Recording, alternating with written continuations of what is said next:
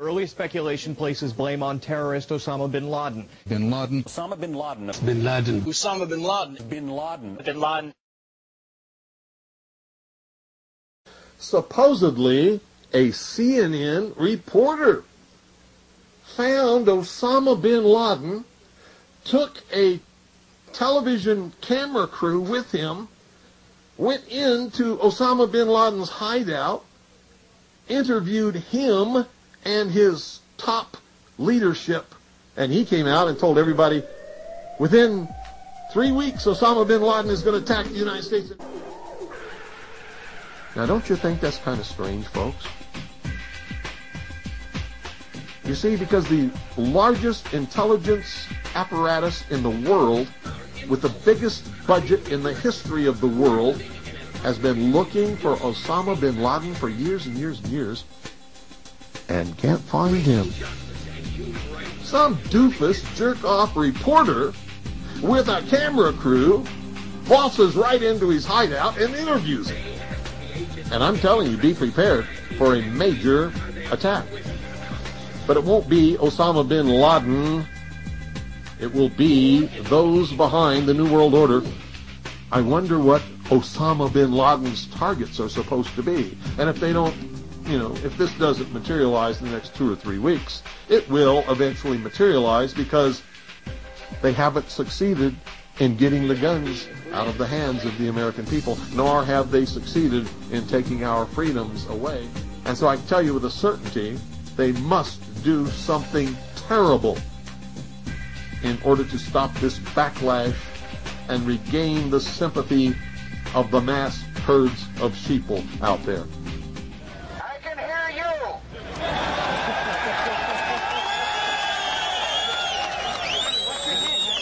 I can hear you. The rest of the world hears you. And the people who knock these buildings down will hear all of us soon.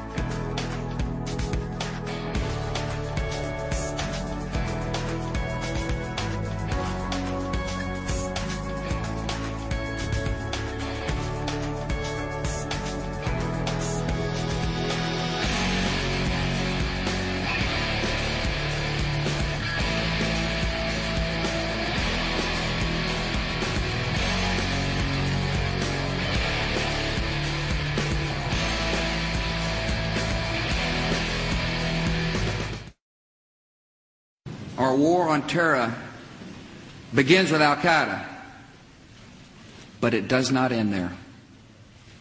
It will not end until every terrorist group of global reach has been found, stopped, and defeated.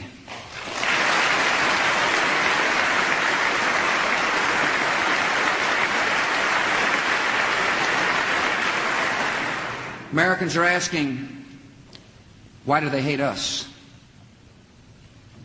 They hate what they see right here in this chamber, a democratically elected government. Their leaders are self-appointed. They hate our freedoms, our freedom of religion, our freedom of speech, our freedom to vote and assemble and disagree with each other. They want to overthrow existing governments in many Muslim countries, such as Egypt, Saudi Arabia, and Jordan. They want to drive Israel out of the Middle East.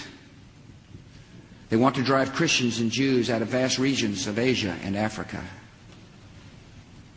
These terrorists kill not merely to end lives, but to disrupt and end a way of life.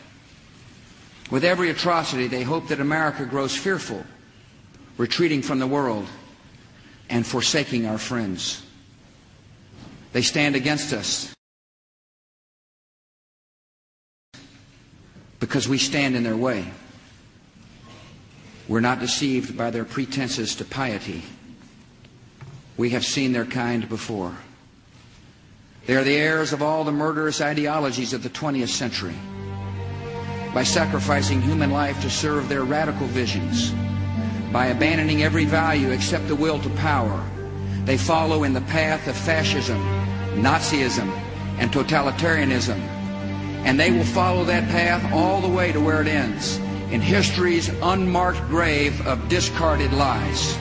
We will direct every resource at our command, every means of diplomacy, every tool of intelligence, every instrument of law enforcement, every financial influence, and every necessary weapon of war. Either you are with us or you are with the terrorists.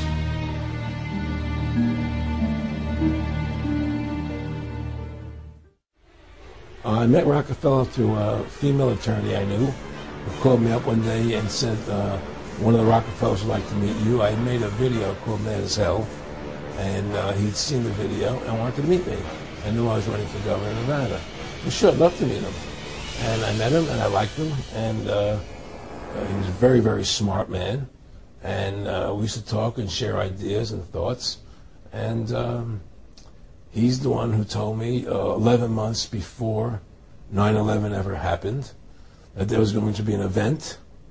Never told him what the event was going to be, but there was going to be an event, and out of that event, we were going to invade Afghanistan to run pipelines from the Caspian Sea.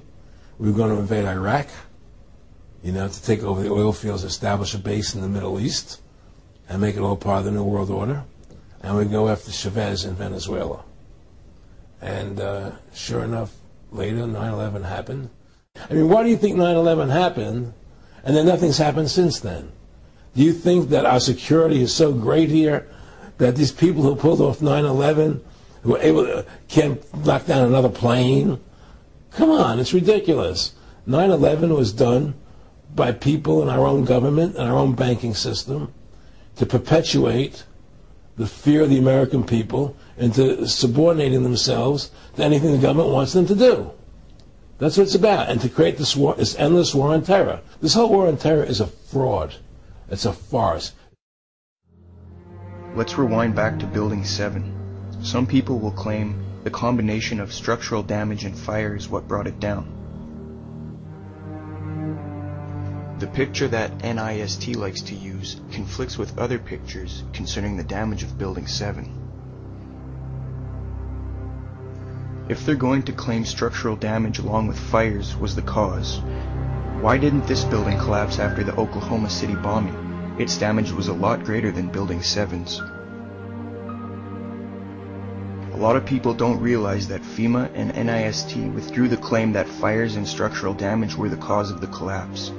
First they said fuel oil tanks caused it, then they retracted that theory. They then said the North Tower's debris knocked down the central support pillar, then they retracted that.